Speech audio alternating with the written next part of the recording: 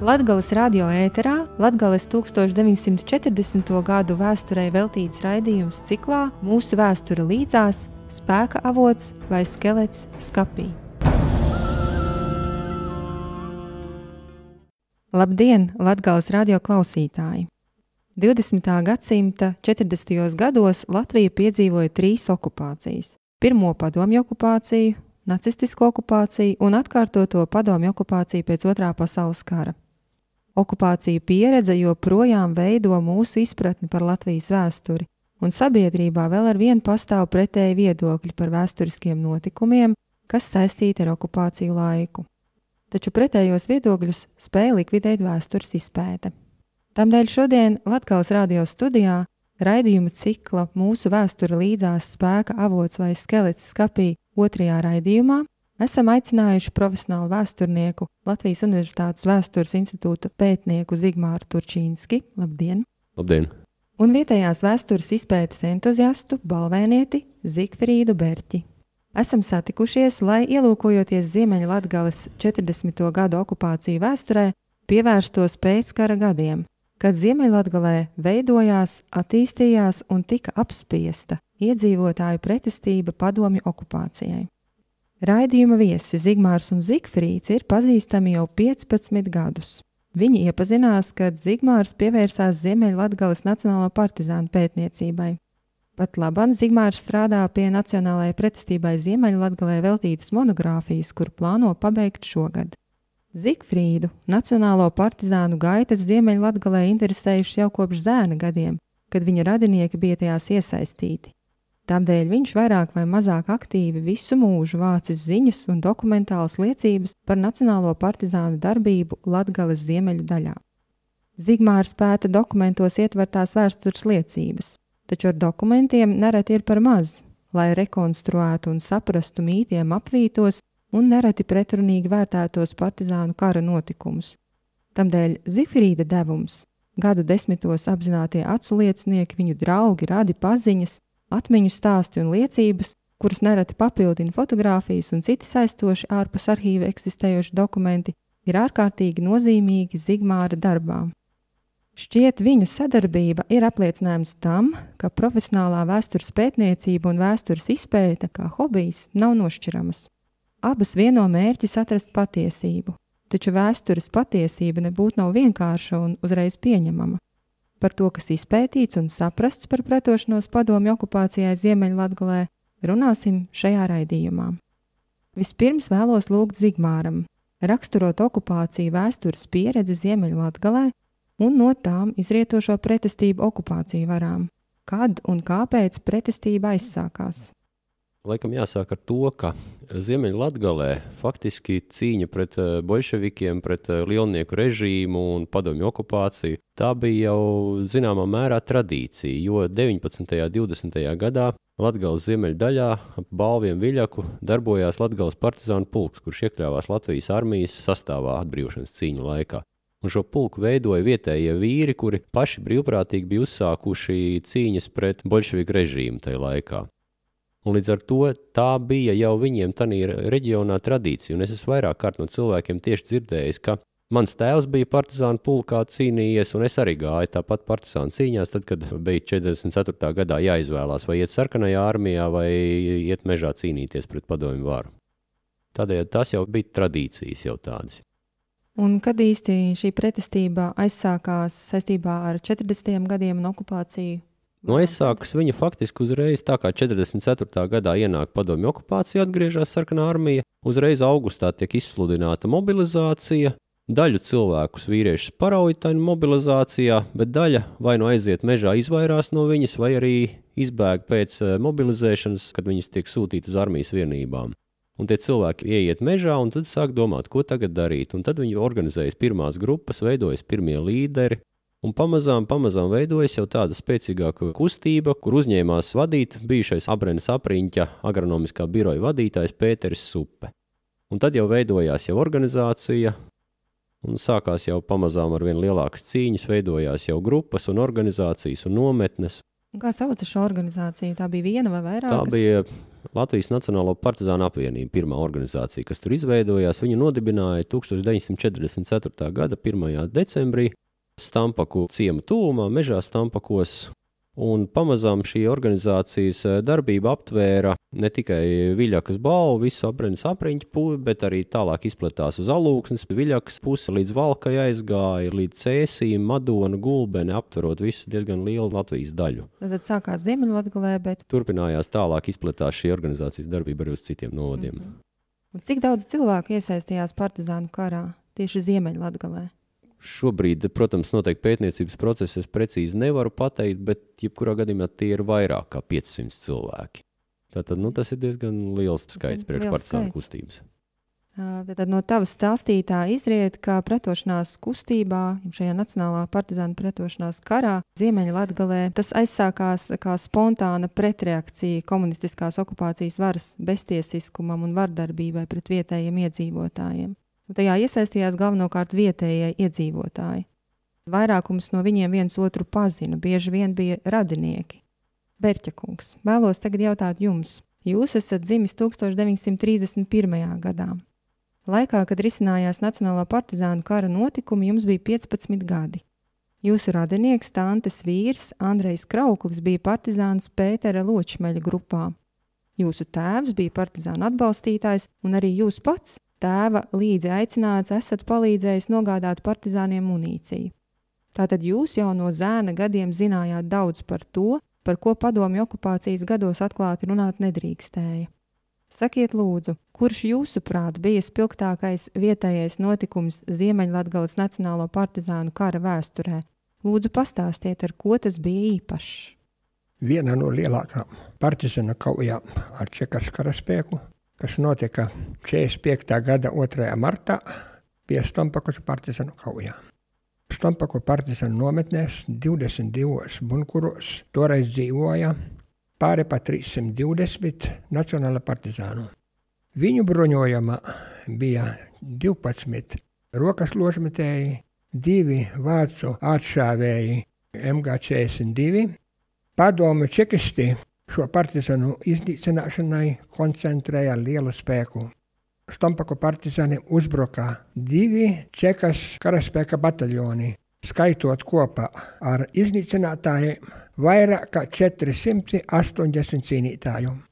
Karavīri bija apbruņoti un kaujā piedalījās ar 4 mīnmetējiem, 5 balsta ložmetējiem, vairāk kā 20 rokas ložmetējiem. Toreiz čekisti uzskatīja, ka partizānu nometni sakaus ļoti īsā laikā, taču kara darbība notika mazliet savādāk. Pāri purvam uz partizānu nometni uzbrukumā lielā tempā gāja liela karaspēku kolona. Tādos partizāniem šāva no kalna mīnmetēji, smagi ložmetēji. Partizāņi cieta zaudējumus visvairāk no mīnu šķemba. Bet tad, kad karavīri pienāca ļoti tuvu nometnes pirmiem bunkuriem un partizāni atklāja automatiski nodes uz uzbrucējiem, uzbrucēji bija spiesti sagult un uzsākt tiek atšaudīšanos. Bija daudz kritušie, un tikai pēc 2 vai 2,5 stundu kaujas karavīri izdevās ieņemt 4 Stampaku partizānu nometnes bunkurus.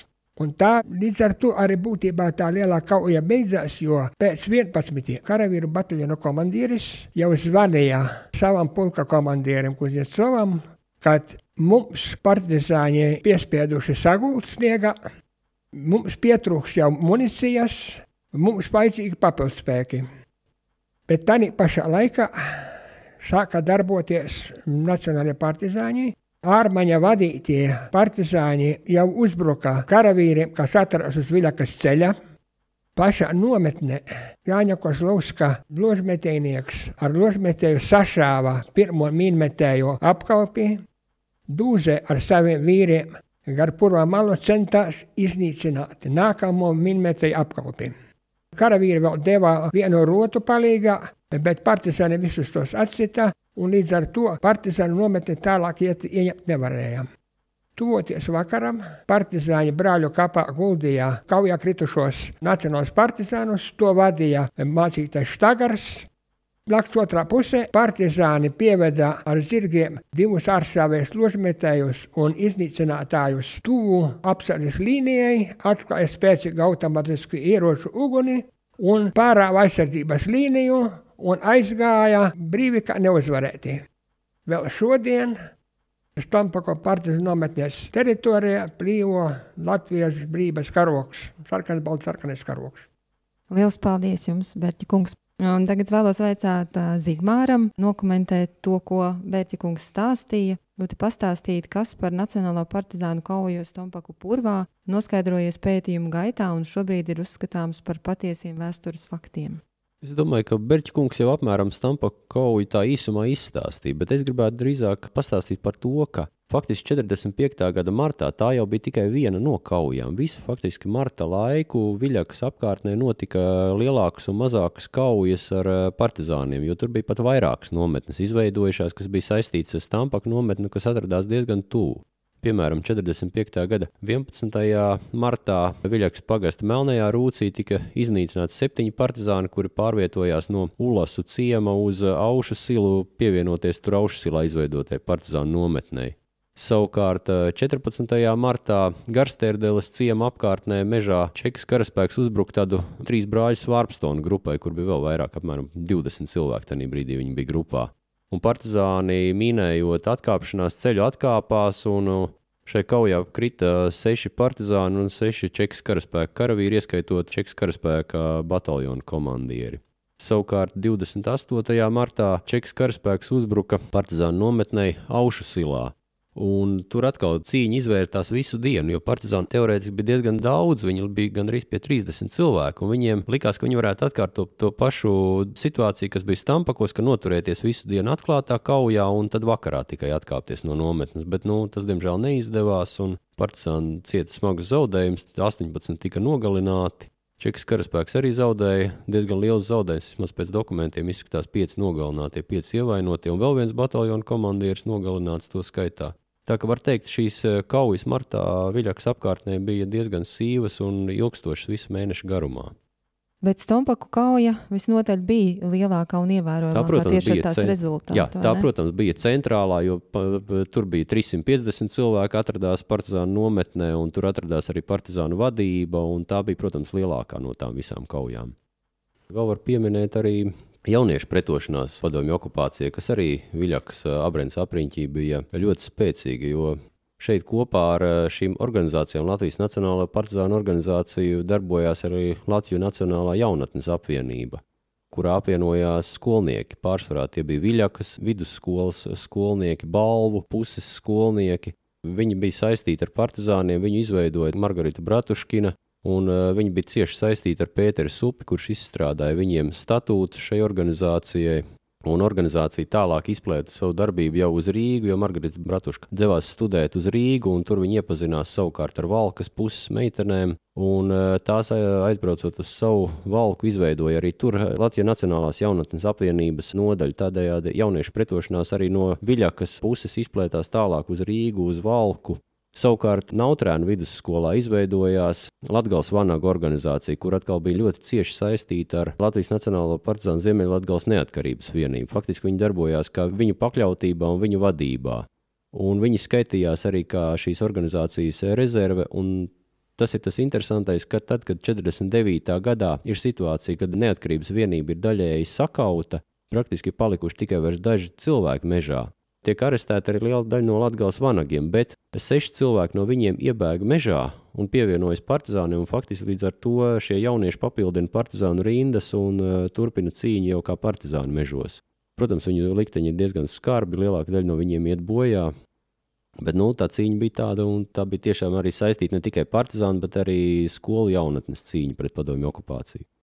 Tātad notikumi Stompakos un citur Viļakas pusē liecina, ka Nacionālā partizānu darbība Ziemeļlatgalē pirmajos 2 pēckara gados bija ļoti aktīva, un no tās norobežoties un izvairīties šķiet nebija iespējams gandrīz nevienam, kas tur dzīvoja. Lasot partizānu kara dalībnieku un atcelniecinieku atmiņas, tajās bieži pieminēti un nereti arī pretrunīgi vērtēti ir partizānu komandieri, jo minētais Pēteris Supe, tad Broņislavs Sluckis, Antons Circāns, Protams, ka vēsturi veido cilvēki, tamdēļ vēlos jautāt jums par cilvēkiem, kas iesaistījās partizānu karā, par spilgtākajām personībām, viņu motivāciju likteņiem. Zigmār, kuras ir tās personības, ar kurām Ziemeļlatgale var lepoties saistībā ar pretošanos padomju okupācijai pēc otrā kara? Jā, tas ir interesants fakts Ziemeļlatgalē, ka šīs partizānu organizācijas pastāvēja ļoti ilgu laiku. Parasti Latvijā viņas bija gadu, 2 pusgadu, un tad viņas tika sakautas, iznīcinātas, izklīdinātas. Savukārt šeit šīs organizācijas turpināja darboties. Latvijas Nacionālā partizāna apvienība darbojās no 44. gada decembra līdz 53. gada janvārim, kad tika sagūstīts pēdējais tās komandieris, leitnants Broņislavs Sluckis. Savukārt turpat apriņķa dienvidu daļā Tilžas mežos izveidojās un līdz Nautrēniem darbojās Latvijas Nacionālo partizānu Ziemeļlatgales neatkarības vienība, kur vadīja Augusts Kudreņīckis, un šī organizācija savukārt darbojās no 47. līdz 51. gadam. 51. gada oktobrī faktiski viņa lielākā daļa organizācijas tika iznīcināta. Un, protams, ka tas ir tas interesantais fakts, ka visu laiku jau, protams, čeki mēģināja atrast partizānus, uzbruka viņiem, un vadība vairākas reizes tika iznīcināta un gāja bojā, bet viņi atkal un atkal pārorganizējās. Tāpat arī Stampaka kaujā krita viens no pirmajiem partizānu komandieriem, Pētera Supes vietnieks Staņislavs Ločmelis ar sagvārdu Dūza. Viņš mir no ievainojuma pēc Stampaka kaujas. Tad faktiski partizānu komandēšanu pārņēma kapteinis Ozols, kura īstā personība man arī tā ir vēl joprojām nav izdevies noskaidrot. Viņa bāze atradās Tilžas mežos. Un 45. gada aprīlī viņš no Tilžas mežiem gāja virzienā uz Gulbeni un pie aparniekiem ciema Balvu pagastā tas iznāka viņu aplēnca un tur viņa grupa tika iznīcināta, viņš tika nogalināts. Tad komandēšanu pārņēma Pēteris Supe, kurš visu laiku jau it kā skaitījās formālais līderi, bet viņš kļuva arī par reālo līderi. Un viņš tika nogalināts 46. gadā 1. aprīlī, viņu nogalināja čekas aģents kaujinieks Klimkāns. Viņi pēc tam pārņem šīs organizācijas komandēšanu Antons Circāns Vārpa, kurš krīt 47. gada 7. jūlijā. Tad rodas situācija, kad LNPA centrālais štābs beidz eksistenci, bet turpina darboties 2 reģionālie štābi. Centrāla vidzemes štābs, kurš darbojas Cēsu apriņķī un kuru vada Kārlis Rusovs, un Ziemeļlatgales štābs, kurš darbojas Viļakas apriņķī un kuru vada leitnants Broņislavs Sluckis. Un viņš turpina šo organizāciju vadīt līdz 53. gadā, kā es teicu, janvārim, kad viņš tiek pats sagūstīts. Visu laiku ir līderi, ir komandieri, ir cilvēki, kas ir gatavi uzņemties atkal atbildību, uzņemties un vadīt. Jā, un arī tieši tas pats arī par otru neatkarības vienību. Izveido viņu Augusts Kudreņīckis, kuru nogalina 49. gada aprīlī. Pēc viņa uzņemās vadību Antons Gabrāns, Zemitāns. Viņu nogalina 49. gada novembrī. Pēc tam uzņemās vēl vadību Viktors Marēckis. Tad viņš faktiski organizāciju vada līdz 51. gadam oktobrim, kad organizācija tiek iznīcināta. Un tas ir tas interesantākais, ka ir visu laiku līderi un vadītāji, kas to var darboties un uzņemties vadību.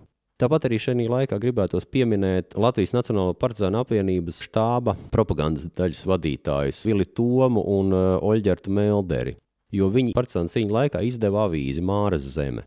Un tas arī ir unikāls fakts Latvijas mērogā, jo parasti partizānu avīzes iznāca pusgadu, gadu, un tad viņu vadītāji tika nogalināti vai sagūstīti, un avīzes beidza iznākt. Savukārt Māras zeme šeit Viļakas pusē tika izdota no 46. līdz 49. gadam, kad tiek nogalināts Oļģerts Melderis. Un lielā mērā jau ir tā, ka, ja pirmajos pēckara gados tā partizāna darbība ir jūtamāka un tāda, tad sākot ar 47. gadu viņi jau vairāk ir tādu uz propagandu, uz to, ka dot cilvēkiem tādas cerības, ka mēs neesam vienīgie palikuši, ka vēl ir kāda organizācija, un šī gadījumā ļoti svarīgi bija tieši avīzes izdošana, un tas, ka tā avīze turpināja iznākt līdz 49. gadam, tas arī ir tāds ļoti unikāls fakts. Jā, tas patiesi ir unikāls fakts, un arī tas, ka bija šī pārmantojamība visu laiku līderu vidū. Tad, Berķa kungs, vēlos jautāt jums. Jūs esat ticies ar vairākiem partizānu kara dalībniekiem. Lūdzu, raksturojiet šos cilvēkus. Kādi bija Ziemeļlatgales partizāni, kurus jūs satikāt, pazināt? Partizānu darbības vēsturi es sāku pētīt jau no 65. gada. Bet no 96. gada es biju Balvu rajona Nacionālās pretestības kustības dalībnieku komisijas priekšsēdētājs un saskāros ar daudziem nacionāliem partizāniem. Pēc maniem uzskates dokumentiem 26 bijušie partizāni ir tie, kas piedalījās tieši kaujās. Tādi ievērojamāki partizāni ir Jānis Kozlovskis Imants, Viņš ir bijušais leģionārs, Vācu frontē brūkot kopā ar citiem leģionāriem, kad 19. divīzija atkāpās cauri Balvu rajonam, atnāca arī Škilbēniem. Viņš atveda līdzi ar vācu āršāvēru ložmetēju MG42. Ļoti precīzs, akurāts cilvēks, viņš bija Stompaku partizāņu nometnes apsardzes priekšnieks. Viņš bija pirmās grupas vadītājs un viens no tiem, kas ar savu ložmetēju sašāva karaspēka minmetējumu. Viņš ir cilvēks, kas man parādīja, izgāja visas Stompaku nometnes ierakumus, bunkuru vietas. Viņš pastāstīja, kas tur bija, kas tie pa cilvēkiem, ko darīja. Redzami tādi no partizānu vadītājiem, no cīnītājiem bija Jāzeps Ārmanis, Segvars Vēvers. Viņš bija pirmais cilvēks, kas 46. gadā mani aizveda uz Stompaku nometni, parādīja tos bunkurus un atkal arī pastāstīja, kas tur bijuši, kas tur cīnījušies. Ja? Es atzīstu, ka tādi labi partizāni Latvijas zemes aizstāvi bija Antons Circens Vārpa, būtībā arī Pēteris Suppe, Stanislavs Locmenis Dūze, un vēl ar vienu partizānu, ar ko man bijis darbība vēl pēdējos gadus, 21. aprīlī pat braucam uz Rīgu, lai saņemtu apbalvojumu par darbību partizānu gaitās. Tas ir Jāzeps Logins Lakstīgalā. Jūsu tantes vīrs Andrejs Krauklis, jūs minējāt, arī bija nacionālais partizāns. Kāds viņš bija kā cilvēks? Ko viņš teica, kāpēc viņš aizgāja mežā? Orlavas kauja notika 46. gada 17. jūnijā, tad, kad krita Andrejs Krauklis. 47. gada jūnijā notika gada diena, un tāpēc visi partizāņi, arī mēs, arī mans tēvs un mēs, aizbraucam, lai atcerēties to dienu. Toreiz vecais Andra Kraukļa tēvs mūs veda uz pirmo bunkuru, turpat pie mājām netālu. Tēvs prasīja viņam, ko tu dēls, varbūt, kad dzīvo mājās, vai padomā varēja. Andris bija atbildējis tā, ka es biju Latvijas aizsargs, biju Latvijas valsts pārstāvis. Vācu laikā viņš bija Škilbēnu pagasta valdes loceklis.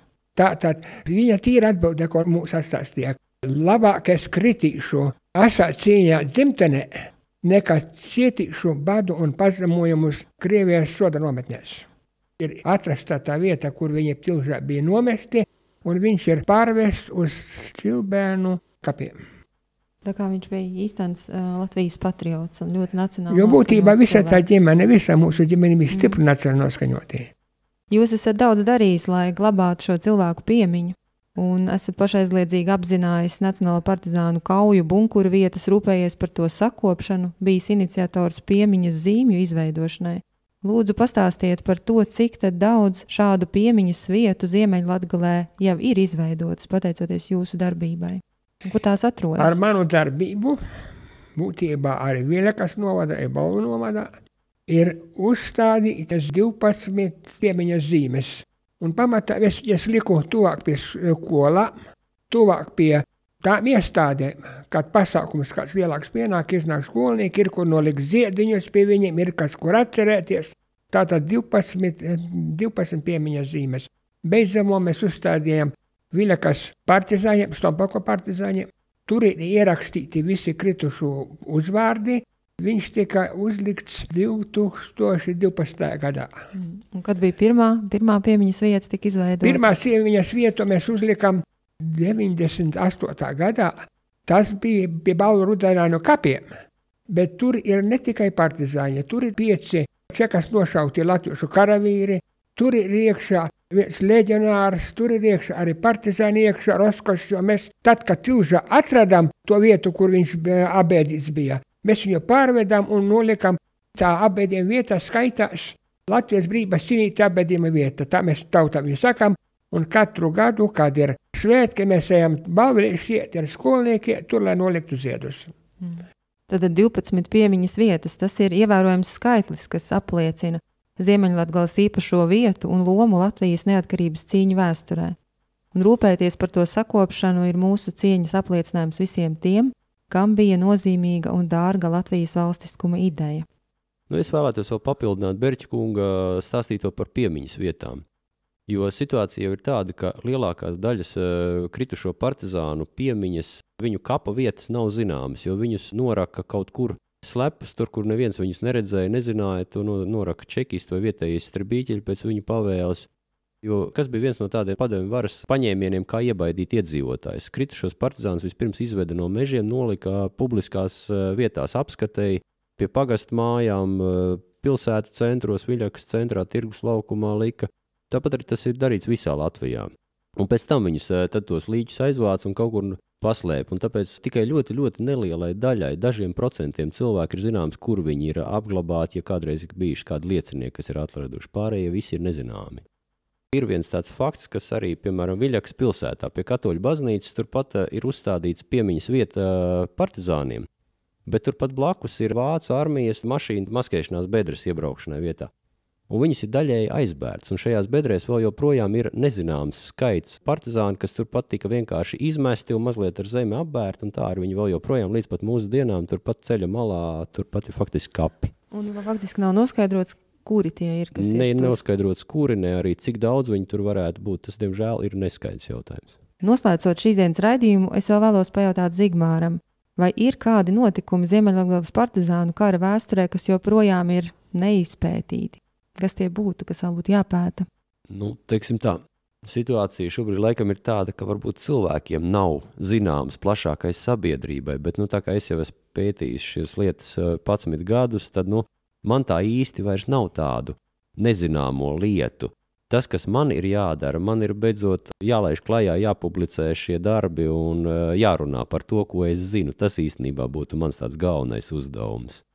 Šajā sakarā, tas ir tas, kas laikam cerams, ka nākamā gada beigām varētu arī tapt monogrāfija par šo tēmu. Tātad gaidīsim nākamā gada beigas un cerēsim lasīt un iepazīt Ziemeļlatgales partizānu kara vēsturi tavā monogrāfijām. Par pagājušā gadsimta 40. gadu notikumiem Ziemeļlatgalē šodien sarunājāmies ar Latvijas Universitātes Vēstures institūta pētnieku, profesionālu vēsturnieku Zigmāru Turčinski un vietējās vēstures izpētes entuziastu balvēnieti Zigfrīdu Berķi. Paldies, Berķa kungs! Paldies, Zigmār! Paldies. Mūsu saruna apliecināja, ka pagātne joprojām dzīvo mums līdzās atmiņās, nostāstos, pārstāstos, un tamdēļ ir svarīgi, ka okupāciju vēstures izpēte turpinās. Tās izzināšanā, tāpat kā piemiņas saglabāšanā nozīmīgs, faktiski esam mēs ik viens, jo tikai mēs visi kopā, nebūdami vienaldzīgi pret savu pagātni, varam atrast ceļu uz objektīvu Latvijas vēstures kopainu. Tāpēc vēlos jūs aicināt, nebūt vienaldzīgiem pret pagātnes notikumiem un censties tos izzināt, saprast un atrast patiesību. Tiksimies nākamajā radio raidījuma cikla Mūsu pagātne līdzās spēka avots vai skelets skapī raidījumā, lai uzzinātu par to, kas 1940. gados notika Dienvidlatgalē.